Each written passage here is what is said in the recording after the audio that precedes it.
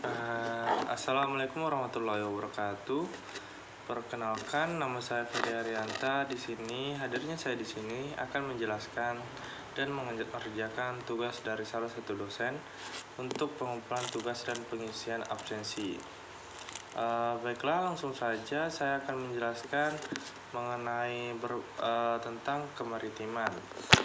Dan oleh karena itu, langsung saja saya akan menjelaskan materinya. Semoga teman-teman dapat menyimak materi saya. Yaitu membentuk kawasan perlindungan laut atau Marine Protection Area atau MPA Bangka Belitung. Apakah bisa dilaksanakan atau tidak? Apakah memungkinkan atau tidak, dan lainnya. Menurut saya itu sangat memungkinkan, baik dilihat dari segi kondisi, dilihat dari segi hukum nasional. Namun ada beberapa aspek yang perlu diperhatikan dan perlu dipertimbangkan agar MPH ini dapat terbentuk dan berjalan dengan sangat efektif. Yang pertama, yaitu dari saya, adalah kondisi alam. Kondisi alam dan ekosistem di Bangka Belitung cocok atau tidak? Bangka Belitung merupakan provinsi yang terletak di bagian timur pulau dari Sumatera dan memiliki banyak potensi sumber daya alam laut yang cukup kaya, termasuk di dalamnya yaitu terumbu karang, hutan mangrove dan timah di bawah laut, serta berbagai jenis ikan dan biota laut. Selain itu,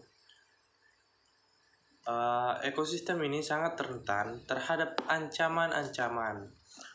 Ancamannya seperti apa? Yaitu ancaman seperti penangkapan ikan yang berlebihan, serta polusi dan kerusakan habitat yang menuntut perlunya perlindungan dan konservasi melalui MPA.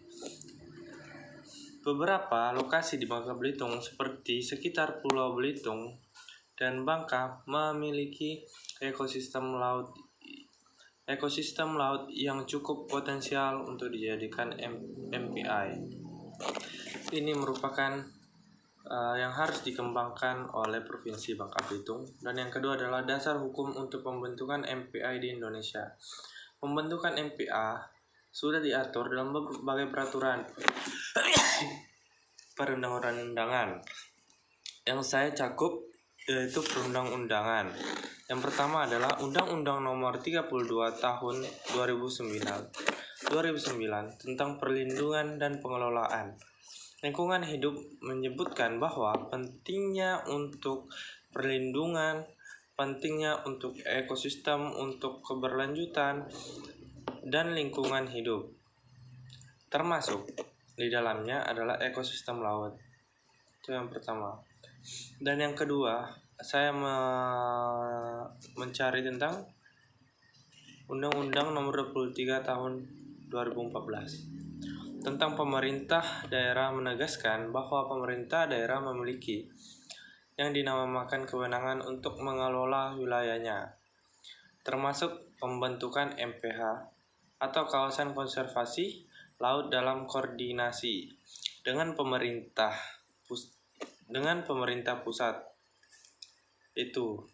Dan undang-undang yang saya ambil yaitu Undang-Undang Nomor 27 Tahun 2007 tentang pengelolaan wilayah pesisir dan pulau-pulau kecil, yang mendorong pengelolaan kawasan pesisir secara sistematis dan berkelanjutan serta berprogresif, termasuk yang di dalamnya adalah membentuk kawasan konservasi yang dapat mencakup MPH.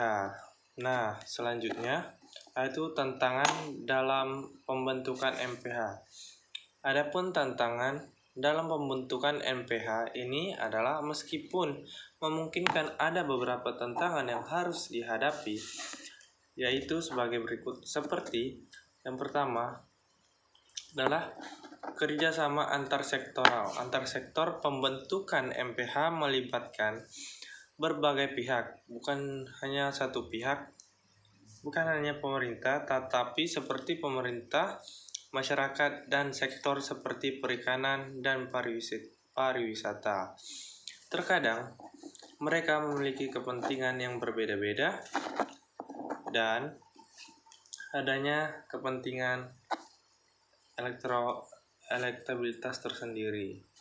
Eksploitasi sumber daya alam di Bangka Belitung ada sektor lain seperti yang dinamanya pertambangan yang bisa merusak ekosistem laut yang kita kenal dengan pertambangan timah laut yang mengatur agar kegiatan tersebut tidak merusak atau tidak mencemari kawasan yang akan dilindungi, serta partisipasi masyarakat. Nah, perlu kita ketahui bahwa masyarakat Bangka Belitung bukan hanya yang ada di laut adalah bukan hanya nelayan tapi pertambangan. Keberhasilan NPH sangat bergantung pada dukungan masyarakat lokal. Jika masyarakat tidak dilibatkan atau tidak memahami manfaat NPH, maka bisa saja pengelolaan bisa gagal. Serta yang paling penting adalah dari yang lain-lain adalah pendanaan dan infrastruktur. MPH memerlukan dana untuk pemantauan dan perlindungan, dan ini bisa menjadi tantangan yang harus kita selesaikan. Serta yang keempat adalah potensi keberhasilan pembentukan MPH.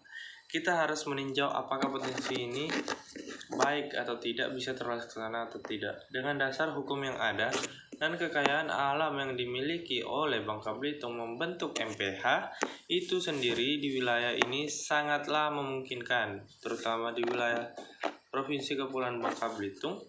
Keberhasilan dapat diperoleh jika pemerintah dan masyarakat serta pihak swasta bekerja sama untuk menjaga kelestarian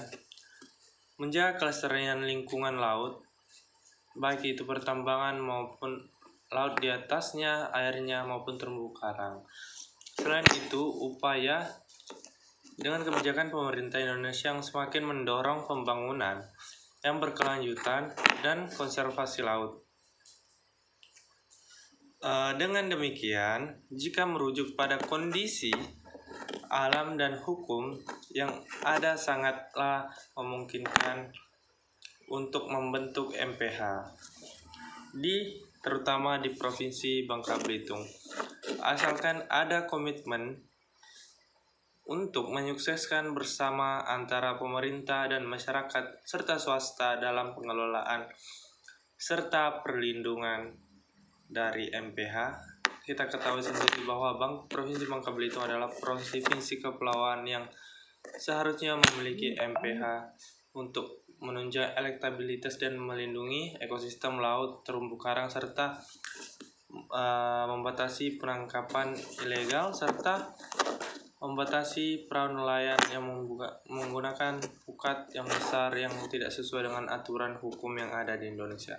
Mungkin itu saja yang bisa saya sampaikan, kurang dan lebihnya mohon dimaafkan. Saya akhiri wabillahi taufiq wal hidayah. Wassalamualaikum warahmatullahi wabarakatuh.